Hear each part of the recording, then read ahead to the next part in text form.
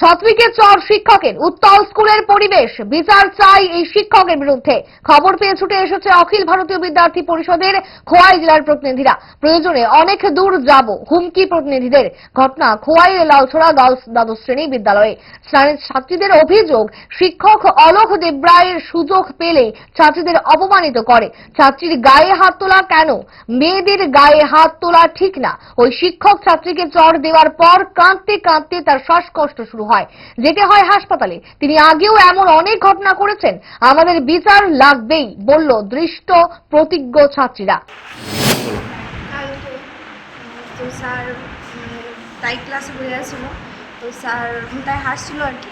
তো স্যারের নামে গিয়ে সেটা তাই কালে কানে থাপ্পড় মারছে। তো মারার পরে তাই কাঁদতে কাঁদতে শ্বাসকষ্ট হইতে সেটা তাই তো অবস্থাটা খারাপ হয়ে গেছিল। এবারে হসপিটালে নিয়ে যাওয়া হয়েছে। তুমি নিয়ে গেছো, তোমার নিয়ে যাওয়া হয়েছিল? না, এরা আসলো। আর সবচেয়ে বড় কথা হয়েছে গিয়া এরকম আগেও অনেক ঘটনা হয়েছে যে অলোক দেবচৌধুরী দেবরায় এরকম কিছু ঘটনা করছে। তো মেয়ে তারা লোক এটা করানো ঠিক না। কে মারছে? কোন স্যারে মারছিল? অলোক দেবরায় তাই কি প্রায় সময় এমন ঘটনা করে? আর কি কি করে বলছে? প্রোগ্রামে স্যার জানতো যে রবীন্দ্রসঙ্গীত না এটা, তো স্যার আমরা করতে পারতো, কিন্তু সবার সামনে অপমানিত করা হয়েছে। মানে প্রায় সময় এরকম করে না?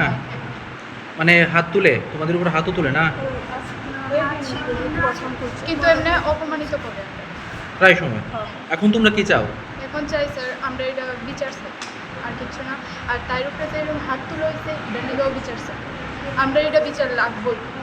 আর যদি এটার কখনোই যদি বিচার না হয় আমরা আরও বড় লেভেলে বাই এনি